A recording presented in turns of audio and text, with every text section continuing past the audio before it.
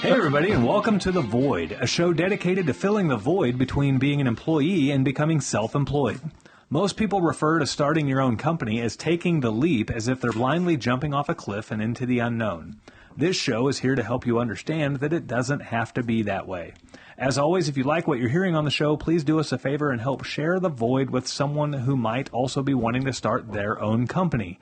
We saw an opportunity to help others understand that self-employment is well within your reach, and just as our businesses have grown organically and by word of mouth, we want this show to grow the same way. So if you see somebody asking questions about starting their own service-based business, please do us a favor and drop a link to the show. I'm your host, Mitch Smedley, and with me as always is David Hilton. Mitch. David. Is Austin still here? You know, we do the everybody. same intro. We're supposed to. That's the whole thing. You're supposed to do the same intro every time. David. Do you want me to change it up? You know what? Here, throw me for a loop next time. No, read it again. Just read it again. I'm your host, Mitch Smedley, and with me as always is David Hilton. Mitch, you're a complete jackass. I can't believe I'm still in this show. Yeah. See how that works? Yeah. Show-by-show contract. Hey, guys, next week Austin will be here, but we're looking for a co-host. You can't fire someone that's not getting paid. Yeah, we just fixed the glitch. What do you? It's like the old Office Space guy. Yeah, so you fired him? No, you don't understand. We've fixed the glitch. Yeah, he's no longer being paid. For the younger generation listening to these the things show, just work themselves out. There's a movie called Office Space, and you really need to watch it because it is the epitome of everything that it's like to work in an office, and it's timeless. So it's hilarious. Yeah, it is funny. It's pretty good. We cut Austin off. Austin, how are you doing? I am great. He's great. Well, good for him. Good for him. Okay, so that's the end of Austin. What else we got? What is today's show? What style of show are we doing today? Beyond the Void show today. Beyond the Void. So for our newer listeners, we have a couple of different show types. We have core episodes. Those are episodes 1 through 9 where we talk about some general adversities that are not general adversities, some needed adversities that you are going to need to overcome in order to start your business. They are probably the most important 9 episodes of every episode of this show. So listen to those. And then we also have some Q&A shows where we answer questions that have been submitted to us through either email or instant message or anything else. If you would like to submit a question, that email is askmitch@mitchsmedley.com. We have some guest episodes where we bring on guests that have started their own business, and we talk about some of the struggles they faced and some of the victories they had, and more importantly, a lot of the parts of starting their business that were a whole lot easier than they were expecting it to be. And then we have some general business shows where we talk about general business topics, and we also have this Beyond the Void show, and that is where we talk about some of the more popular social topics that are out there. We'll usually try to tie them back to business in some way, shape, or form, but we can't guarantee that it always ends up there. Sometimes we just want to gripe about whatever's going on. And sometimes it's just a drunk bitch fit.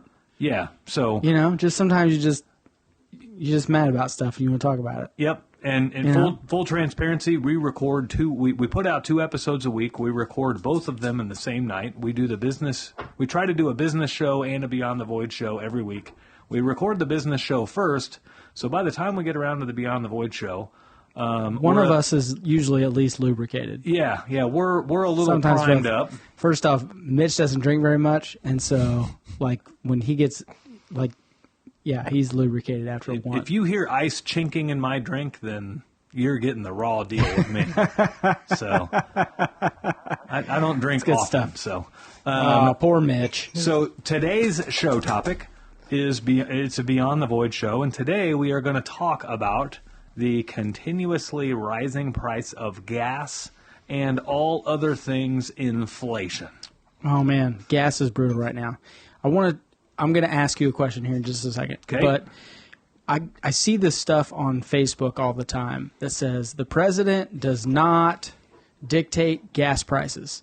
Bullshit. And then the next thing I see, the next thing I see is somebody puts up a chart, and it's like, for those of you on Spotify, you can't see. It's down low, it's George Bush, and then it goes up, it's Obama, and then it goes down, it's Trump, and then it goes up, it's Biden. Yeah. It's complete horseshit that they can't. Before Trump ever ran, I don't know if I've said this on the show before, but he did an interview, and he was like, if I ran, this is what I would say: you're not going to raise that fucking price, and that's it. Yep. And literally, it all got buried. He got elected. They did the whole.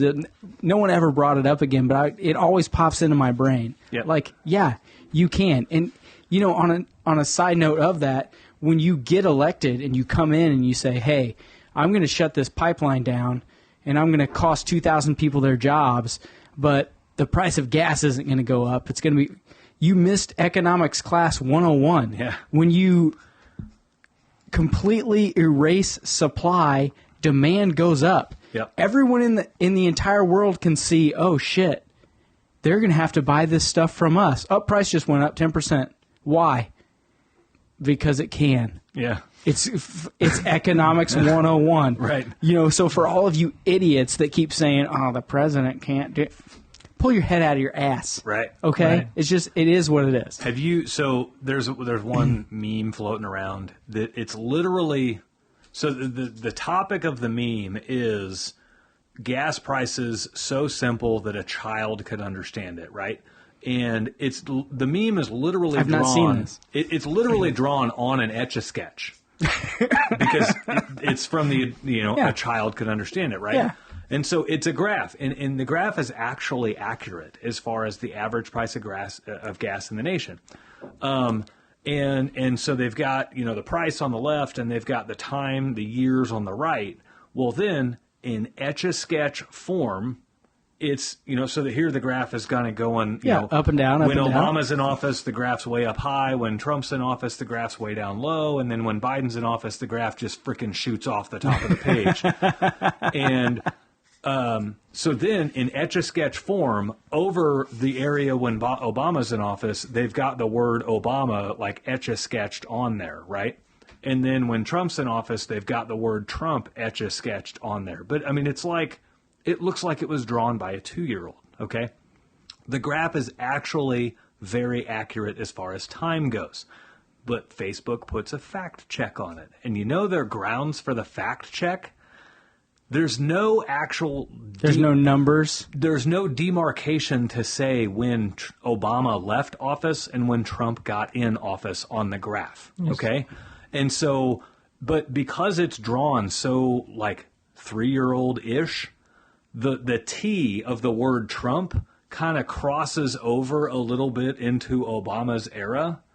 And the actual fact check talks about the price of gas when Obama was in office versus Trump, because Obama took off, Trump took office in this year, and the graph indicates that Trump was in office in this year because the T has a really long top on it. It's such a fucking bunch of horse shit. They'll find anything they can to put a fact check on it just to cause you that little suspicion of doubt. Now, here's the cool part about it. Got to manipulate that crap, you know it? Whoever came up with that photo that's being wildly circulated, they literally, in their original post, it's actually stamped on the photo for people that save the photo, and then, there's 2 ways to share it, right? You can either share the post, or you can save the photo to your phone and then reshare the photo. Yeah. Well, whoever did this photo, they were smart.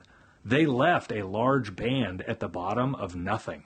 And they literally say in the photo, the photo is purposefully shifted to leave an opening at the bottom for Facebook's fact checker label. So that way it doesn't cover the graph. Pretty smart. Yeah. Pretty smart. Yeah, Man. Mitch and I were just talking the other day in the van that, there's something you can attribute to whatever's happening in Ukraine with gas prices, but it's not the sole cause of it. And so people will try to tell you that it is, but it's kind of like when you give a teen a credit card, they're just like, well, I'll buy an Xbox on it, I'll buy this on it, and I got a flat tire. And, oh, man, I don't have enough money for the flat tires. yeah, you did if you just compensated for it. Yeah, so there's some things they'll use the flat tire for why they're broke instead of ignoring all of the other measures that they took upon themselves to break themselves before the flat tire ever showed up. So it's like Democrats are like the teenage guy, people with their credit cards in their pocket. So it's like, yeah, that affected the gas prices, but they were going up before Ukraine and Russia, and they just happened to get caught. Yeah, they're just using that as an excuse. Well, and that's also a prime example of, so, and again, this is how our mainstream media really likes to spin this. We were energy independent. Yeah, when we lose 100%. Yeah, and then when we lose that energy independence, and then other countries start having beef between themselves and our prices go up, we chose to lose that energy independence.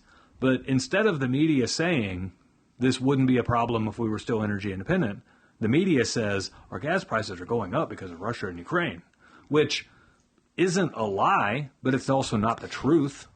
It's because they want I am convinced that they all realize that Joe Biden and Cacklebritches Harris are all complete.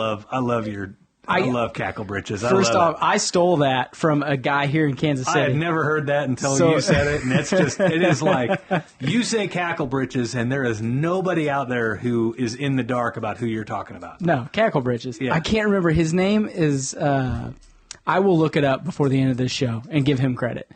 There's Pete Mundo's on in the morning on a conservative talk show here, and he does 10 to noon. I'll look it up here real quick. But he calls it, I mean, it's Cacklebritches, so it's Biden and Cacklebritches. You completely made me lose my train of thought. Oh, no, I got it. So I believe that the Democratic Party and the media and the liberals in California, Hollywood basically, they all realize that it's a train wreck.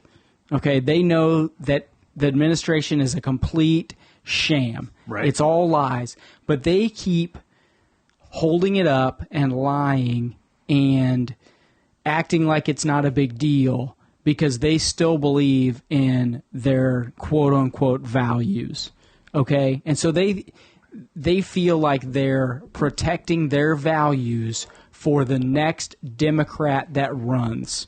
So they have to hold these people up even though they know in their heart that it's a complete bunch of bullshit and it's ruining the country. Now, to that, I would say, are you fucking insane? What are you doing? We're better than that. But I think that's why we're not seeing, like you said, in the regular media, them saying, hey, you know, this is actually what's really going on. Right. And there's a small percentage of the far left, and I don't mean people that vote Democrat that are closer to center.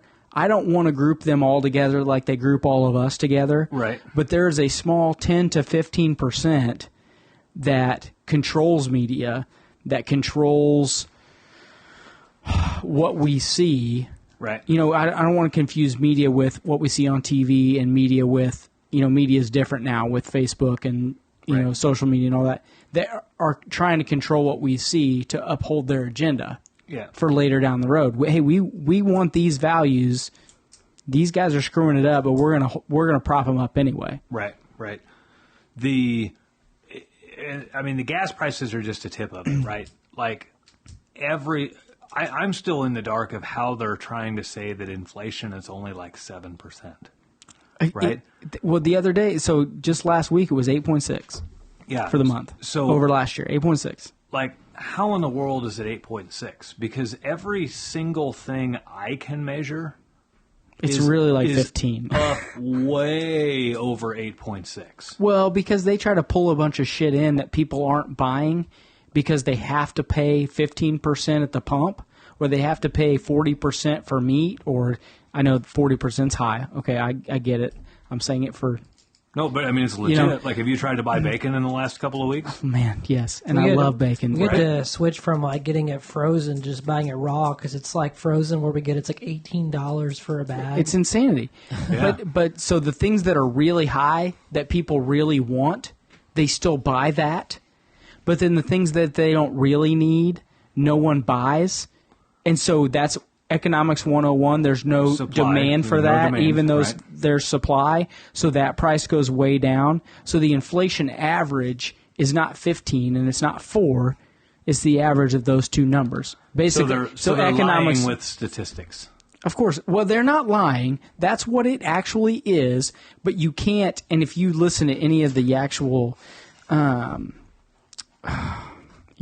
economic radio stations that talk about, like NPR. Yeah. It's just an example. I don't listen to it. But if you talk to any of them that actually, break that stuff down, you'll learn, hey, this is actually 35%. This Right. over here is 2%. This is the problem is the stuff that we feel it more because the stuff that we really want and really need is way higher than the 8% that they say it is. So one of the charts that I was reading was talking about, like, in their justification for how they come up with this 8% number, was they were using medical care, medical devices, and medical procedures, and those have all risen less than 2%. And now, imagine on a volume scale how many dollars a year or dollars a month are spent on medical care, medical devices, Yeah. and medical Yeah, procedures. 2% could be $4 million. Right, right. But also, that's so they're saying inflation hasn't affected that much. Well, there's a couple of ways to look at that. For one, why hasn't it affected that? Well, because insurance companies regulate what things can cost.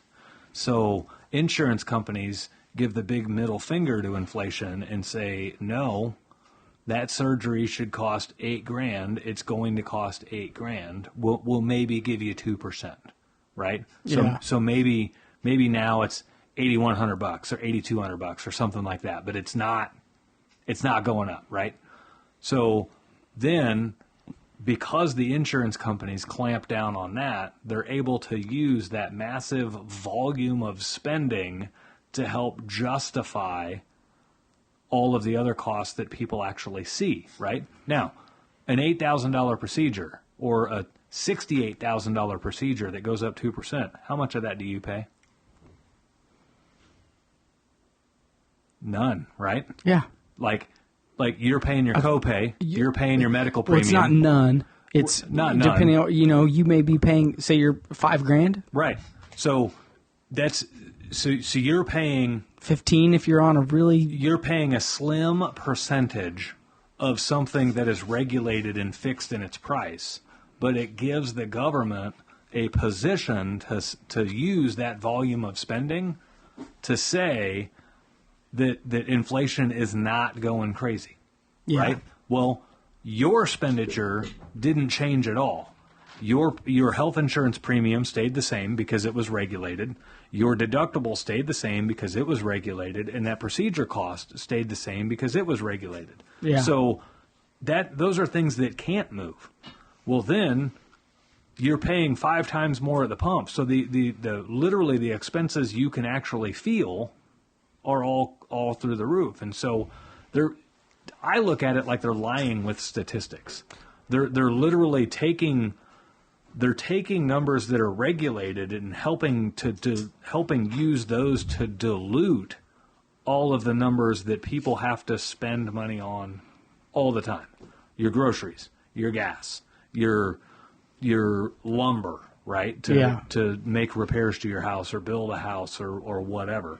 And so they're kind of cheating the system with the whole inflation They're number. not kind of cheating. They are cheating. Yeah. I mean, how often have you heard in the last 4 months about prescription drugs going up? You haven't. Right. You haven't heard one fucking word. You know why? Because they're not going up. Right. Because they can regulate that. Yeah. And part of the Democratic platform is we are going to keep prescription drug costs fair and cheap. Right. Well, if it's a free market system, those numbers, those drugs should be going up. Right. And they're not going up. Right. And just like you said, they're using that as a excuse or they're manipulation. using it to water down the inflation number to make it not look so bad. Exactly. But it's cheating. Well, is ultimately what. And it let's is. talk about, so just not to completely change directions, but let's just talk about how it affects regular business. Yeah. So, Mitch, just raised you guys were paying $2.50 a gallon. Gas just went up to $5.50. What do you do?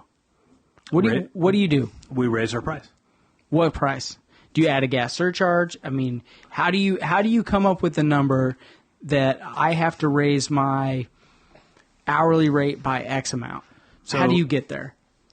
For guys that are actually listening and they're like, hey, what do I do right now? This will take a couple of minutes to explain. So that's okay. It all depends on your type of business. So our type of business, my business in particular, we focused massive effort on serving a very tight core area. So much so that we travel less, on average, all of our vehicles travel less than 70 miles a day. Okay, so gas prices alone and gas prices directly don't affect my business too much. And what I mean by that is, on average, our vans get like 13 miles to the gallon, right? So 70 miles a day, 13 miles a gallon. What is that, like 5 or 6 gallons of gas? Okay, 5 or 6 gallons of gas, whether that gas is $1 a gallon or whether it's $5 a gallon, the amount of revenue that one truck pulls in each day, gas alone isn't going to make or break my particular business.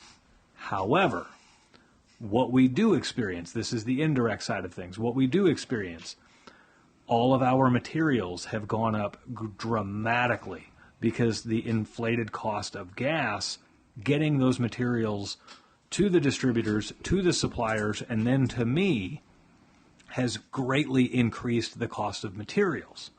And so that's an expense that passes along to us, right? But also, any other vendor that we use is feeling the effects of high gas prices, and so their prices have to go up, and therefore our prices have to go up. So what we do, because we serve a fairly tight area, we don't do a gas surcharge. We have a service charge just to show up at somebody's house. They're basically buying a spot on our schedule. And so our service charge actually didn't change, but we ended up changing our overall rates that we charged from today versus like 2 years ago. Other businesses, let's say you mow lawns. All you do is use gas all day long, right? Yeah. You use gas to get to the lawn. You're using gas to run your mowers, run your trimmers, run your weed eaters, run your everythings, and then you have to use gas to get to the next lawn.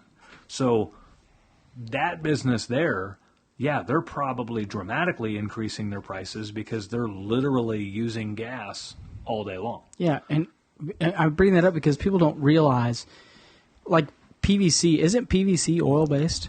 Yes. So that means everything PVC, whether you're a plumber, whether you're an electrician, whether you're an HVAC tech, whether you cut hair and buy plastic combs to give out, it doesn't matter. Mm-hmm. Anything that's plastic has gone up in price. Yeah. Okay, people say, oh, well, it's just gas. It's just gas. I don't understand why my food's so expensive.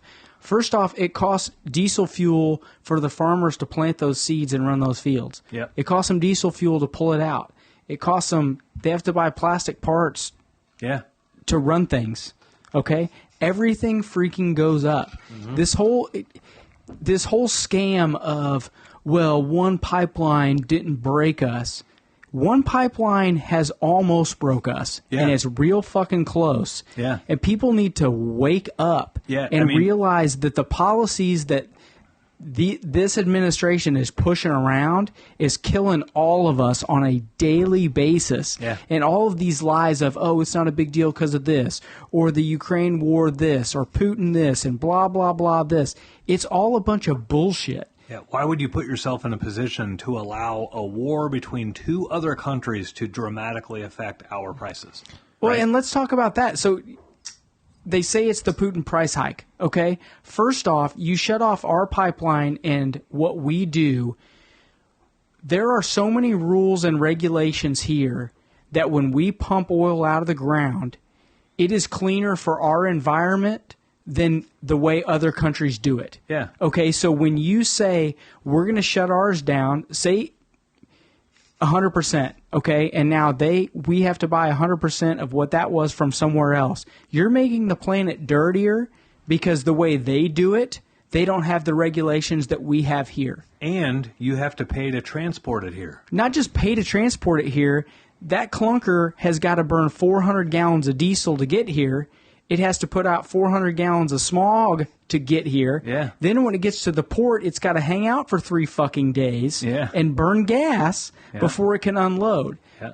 Just let us pump our own stuff here. Yeah. If every country was self-reliant, all of these people, their whole deal is they want to clean. They say, well, it has to be better for the planet. Well, the best thing for the planet is for there not to be overseas transit. Yeah. The most clean thing is for each country to be independent on its own all the time, no matter what. Yeah. And let's not tell lies. You can do that. Okay? Yeah. Every continent in this country can do that. Yeah. I do not have to buy my Sony TV from China. Right. I don't own a Sony, but okay, we can make the same thing He's here. bougie. We could I think I got a Samsung. Panasonic. I don't know where it comes He from. goes the TCL route. I don't know what it is. It is a Samsung. You know what it is? Yeah. I think it is a Samsung. Where's Samsung come from? It's probably Taiwan. Where's your Google or machine? You're not something, doing yeah. nothing over there. Also, you could argue too. I'm sorry, I'm cutting you off. That the Biden administration could have done something more to prevent the Ukraine-Russia. Then they could have said, "This is what's going to happen if Russia invades," but he didn't do that. It's like, and maybe just a tip, or maybe if they kind of, and So- then it's like, well, we can it go doesn't. in. Regardless, though, no matter what happens, you should be in a position that no matter what happens, like Mitch just said, you should be in a position that no matter what happens, you're okay here. Well- Okay, this is America. We can do it all on our own. We're beating around the bush, but ultimately, the far left playbook is they want as many people as reliant on the government as possible. Because when your body of people is reliant on the government, they'll do whatever you tell them to do, and they're easy, very, very easy to control. And so, Yeah, desperate people are easy to control. yeah. One loaf of bread makes them happy when they're desperate. Yeah. And so ultimately, they love this and they don't want to see it go away. No, they want it to burn. They want it to go even higher. And if they had their way, it would go even higher, right? They want people to. They want people that were on the verge of financial success or financial freedom versus like a line of poverty. They want those people to fall to the poverty side. Yeah. They want to give you just enough that you can't make it on your own Yep. and have to rely on them. Yeah. So, on a side note, that's one of the overriding intentions of this show is to teach everybody how to be independent, right? To not be a victim of your surroundings and to not be a victim of whatever the government is handing out that week, right? We all Well, not went- just the government, whatever your boss is handing out that week. yeah. You know what right, I mean? Right. Government comes in a lot of forms. Yeah, Government, yeah. there's federal government, there's state government, there's county government, there's your boss at work. Right. Right. The goal of this show is to teach you to be successful no matter where you're at. Yeah. To be successsul on your own. That's right, Right. on your own. To be in charge of your own destiny. And so you've got no shortage of handouts available anywhere. I was listening to it was an interview with some. They're an actor in Hollywood, but they're actually fairly intelligent, and their name's escaping me right now. But they were asking if this actor came from poverty, and they were asking like, who would you prefer to be? Would you prefer to be poor? Would you prefer to be middle class? Or would you prefer to be filthy rich? And they said, I would either prefer to be poor or filthy rich. The last place I would want to be is middle class. And That's shocking to me. it is shocking. But this is what I mean by, I can't remember who it is. I wish I could remember the name. This is how you know they're fairly intelligent. the poor people have enough systems to rely on from the government that they're okay, right? They can get food stamps, they can get assistance, they can get housing, they can get all of the things they need, right?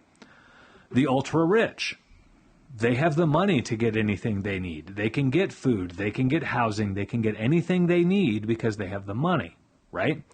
The middle class is actually the ones that struggle the most because they make too much money to get all of the assistance and all of the food and everything that they need from the government, but they don't make enough money to where they don't have to worry about where their next meal is going to come from, and they don't have to worry about making their mortgage payment next week and everything else.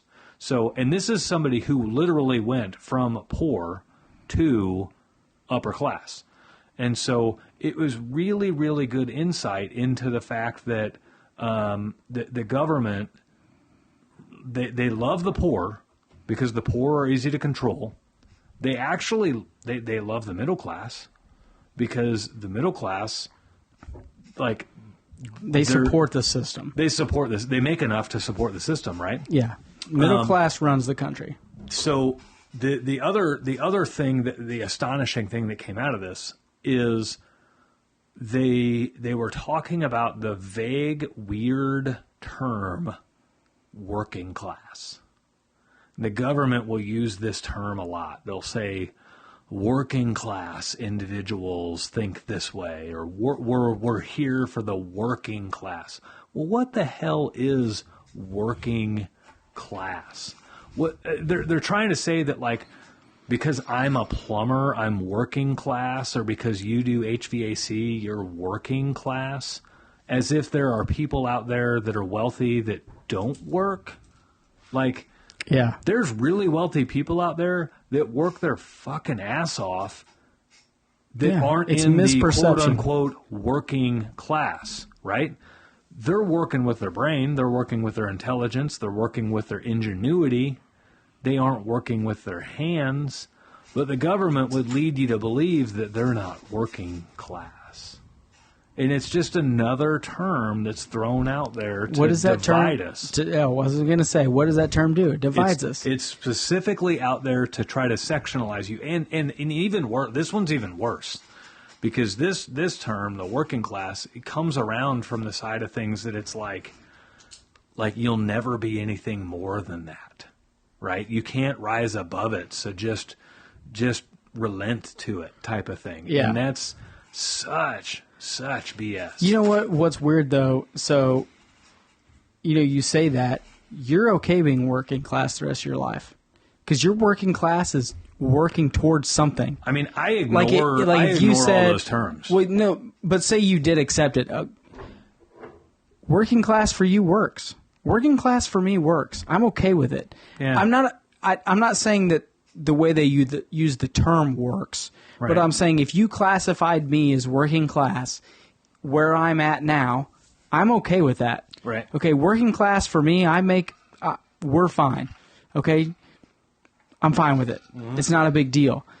But what they do is they try to convince you that, like, when I think of working class, I do think of us. And I think of guys that, work blue-collar jobs. Right. You know what I mean? But they try to treat that as if it's not good enough, like you just said. Yeah. It can be good enough.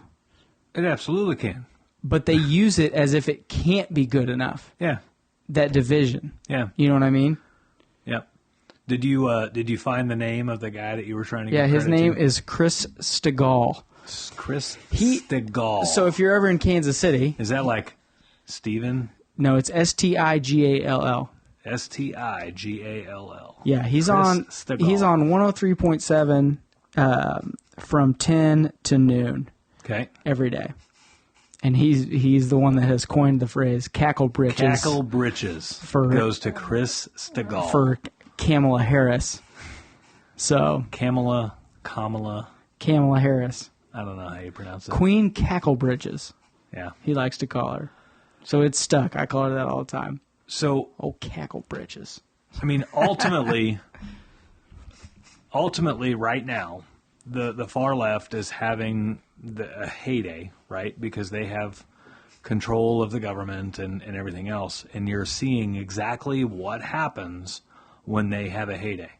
Now, the key with anything politics, the key is to look at the result without listening to the politician, and to look at the result through your own lens rather than the lens that the media tries to portray, right? Right. So, like we started the show out talking about the freaking Etch-a-Sketch drawing, right? Gas prices are lower during Bush, higher during Obama, lower during Trump, and let's break the Etch-a-Sketch or maybe tape another Etch-a-Sketch to it. 17 Etch-a-Sketches in a row. To get Biden's number up there, right? So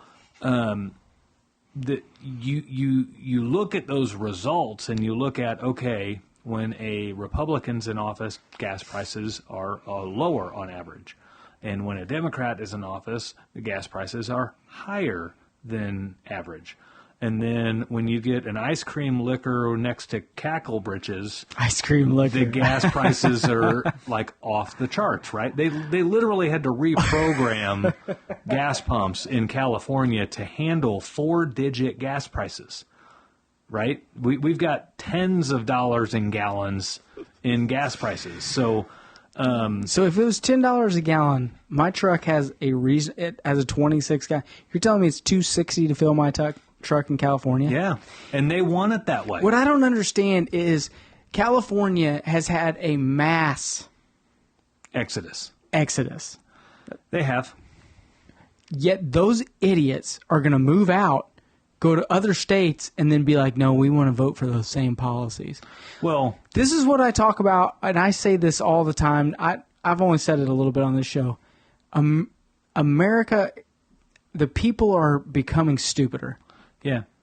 More stupider is they what are. I would say. They can understand what more stupider means because they're Yep. fucking idiots. Yep. I'm going to vote for this. I'm going to suffer. I'm not going to like it. I'm going to change my situation. I'm going to vote for it again. Yeah. What the hell is the matter with you? So Is your brain not working? Do we need a nuclear explosion in California? Do we need like it to fall, the San Andreas fault, for it to just fall into the ocean?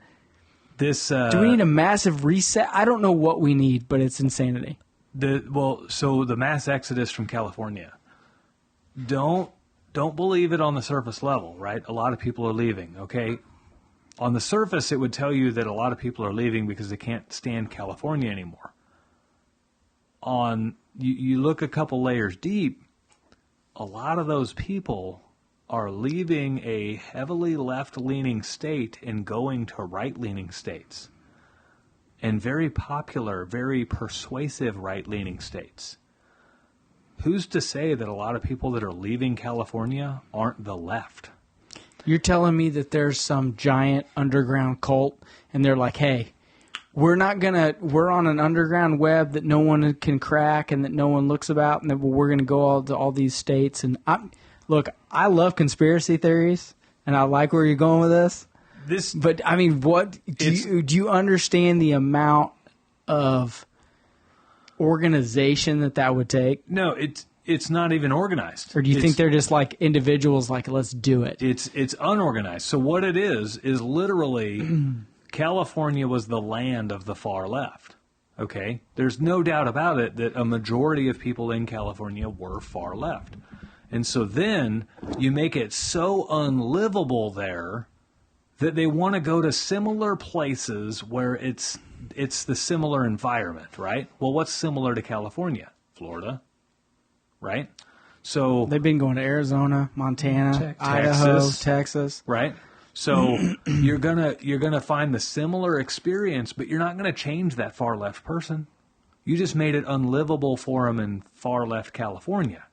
So it's not necessarily organized. It's not like these people are like, okay, you go to Idaho, I'll go to Texas, you go to Florida, right? It's not like they're doing that. They just literally let's make it like we've got them programmed to vote far left. So now let's make it so unlivable that they go to other states where they can still vote far left, and they'll turn other states far left. It's no different than when the media came up with the term silent majority for Republicans. A lot of people think that was like a noble thing. A lot of people think that was something to be proud of. Oh, I'm a Republican. I'm part of the silent majority. No, the media came up with that. And the media came up with it on purpose. And what their purpose was to make you silent and to make you think that you were the majority. And so when the media started talking about silent majority this and silent majority that and silent majority this, it lulled the right side of things into a false sense of security. This is how they sway elections. It lulled the right side of things into a false sense of security, into thinking that I'm silent and it's noble to be silent and it's okay to be silent, but I'm part of the majority, so it's all right. It's no big deal. And this will all come out okay in the election. That's like what I said to you the other day. I don't remember what we were talking about, but I said that's very Republican of you. Right. You know what I mean? Yeah. And that Mitch knows me really well. Yep. I'm extremely outspoken. Yep. Nothing, my thoughts and my emotions are on my sleeve all the time. Yep. That's why I don't have a lot of friends. That's why I don't give a fuck that I don't have a lot of friends. Right. Because chickens. I got chickens. I got chickens and a family at home. That's all I need. Right. And a stack of ARs. But I just, it drives me insane that people with very strongly held beliefs don't say anything. Right. They just let it go the wayside.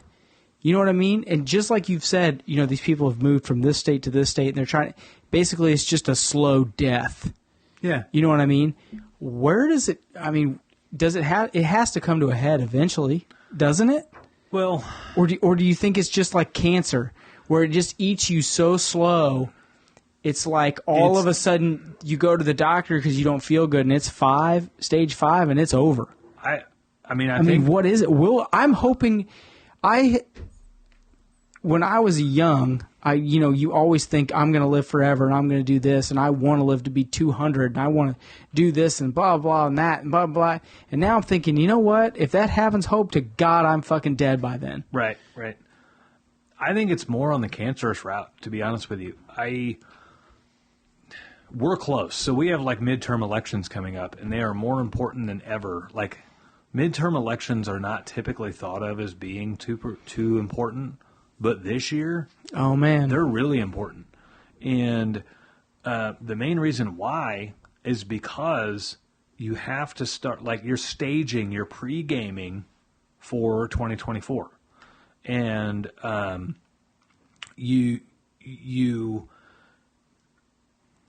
there's a lot of people that think that my voice doesn't matter, and so my voice can't change the nation, right?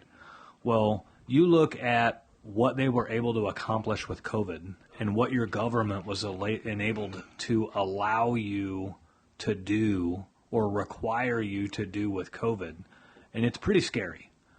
They were able to get you to close your business. They were able to get you to put a face covering on that's literally has no factual bearing whatsoever that it's effective. And they were able to change the election process. It's scary what they were able to do in just a few years. If the midterm elections don't centralize things back out, it's really scary what it could be in the coming years, right? And I don't want to say scary like no, it is fear based, but it's scary it's the land of the unknown, right? It's going to go farther. If the midterm elections coming up this fall don't centralize things out, we're going to go farther left than we've been in a very, very, very long time. And people that are in an area of unknown are typically in fear. So that's the scary part. It's not like they're going to bring out the gulags. It's not like they're going to bring out the COVID camps or anything like that. I'm not saying that shit. No, what's scary is, so if there isn't a righting of the ship, and things start going more progressive where they, when there is not free market and where there is not natural growth, there is no stock market. There is no 401k retirement. Right. There is no structure. The American dream was built on work hard, retire, live well. Yeah. That's the American dream. Yeah. When you rely on the government, that no longer exists. Right. Okay? Socialism is a short track race, not an Indy 500. Okay? Yeah. When socialism is involved, it runs really well for a really short amount of time. But when there is no one putting into the system and the money runs out because everyone is just getting checks from the government, there's no more checks. It's like they forget that we're putting into the tax system. Yeah. Through free market. And if the scary part is when you've put into your 401k or your retirement fund for 25 years and then all of a sudden it's worth $2, the hysteria and the chaos that takes place because of that is scary. Yeah. I'm going to tell you right now, like Janine and I's money is all in our retirement and our house. Right. Okay? If the economy completely crashes and it's worth nothing and I have to work till I'm 90 years old, despite the amount of discipline I had growing up and growing old, that's when people lose their minds. Yeah. I mean, that is where the table turns. That's where you start getting J6 type events and everything else. What's J6? January 6th. Oh, no, we're past Jan 6. We're talking people getting killed in state capitals at that point. And, and we're talking, Civil War style things happening. Yeah. I hope to God that doesn't happen. What I hope to God is in November it flips. We get back to more of a normal, they get a few years, we get a few years, they get a few years, we get a few years. The economy grows. I can retire at 55 and be happy till I'm dead. Right. That's what I hope happens. Right. I just, on the track that we're on now, I don't know if that is feasible. Right. You know? It's going to be tough. And society has transitioned into more of a groupthink position rather than an individual think position. And that's a problem. It is a massive problem. And so the advantages of social media and the advantages of mass media and the advantages of your cell phone to be in control of what you see and when you see it and how you see it have changed your perceptions. And so it's slowly but very assuredly changing your ability to think for yourself and make decisions for yourself.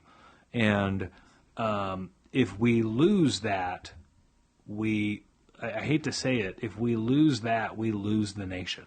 The nation was literally built on the competitive nature from a bunch of individual thinkers, and the best idea wins. The best person wins. The best outcome wins. The best result wins.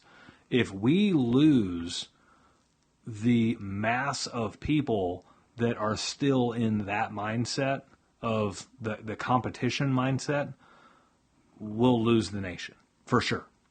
And when we lose the nation, it's a fast track down the wrong way. And this isn't conspiracy theory. This isn't anything...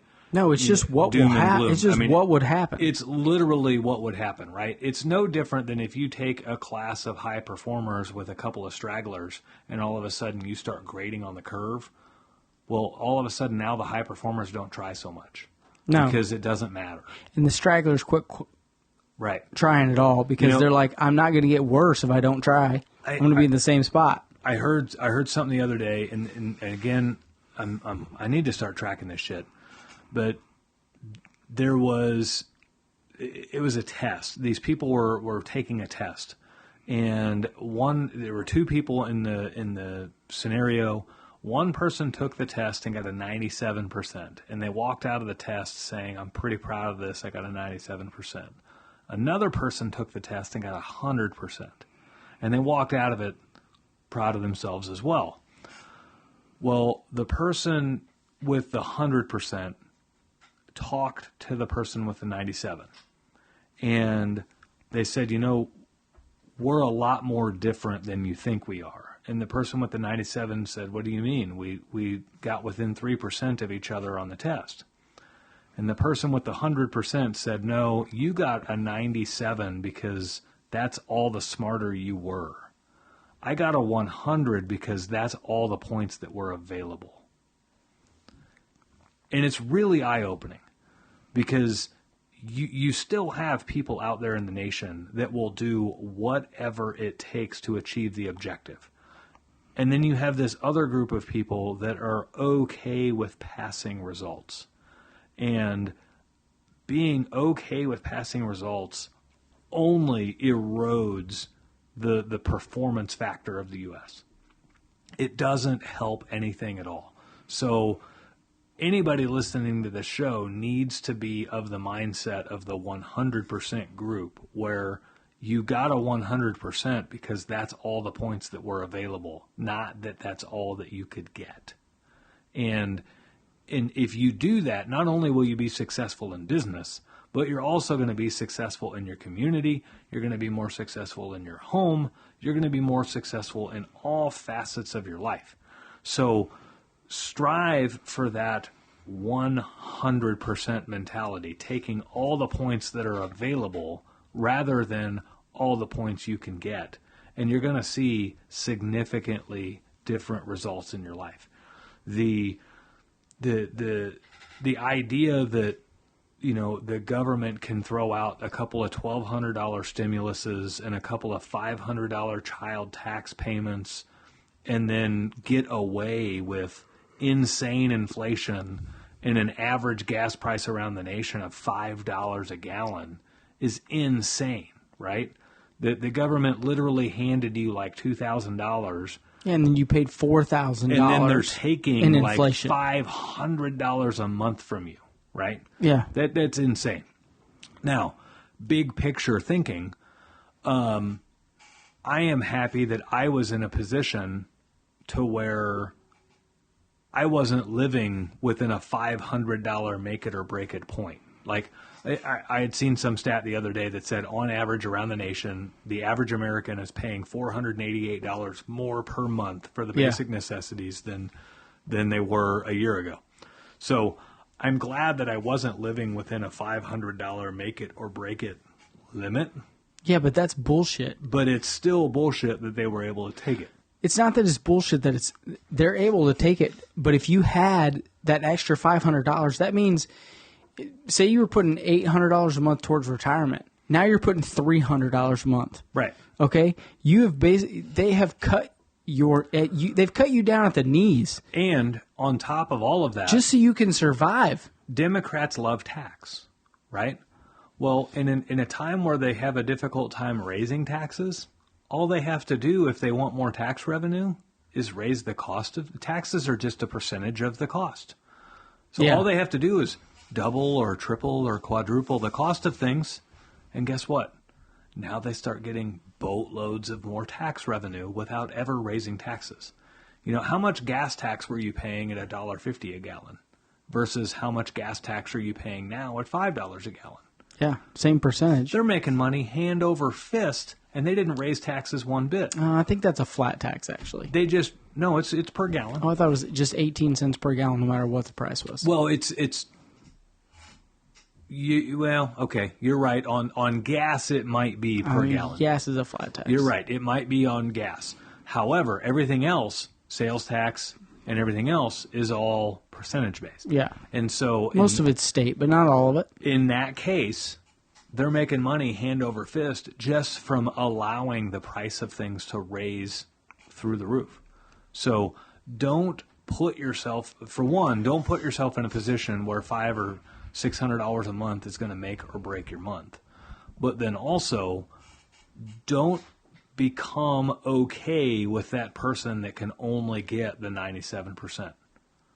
Be the person shooting for 100 because that's all the points that were available, and you will usually come out of these scenarios really well.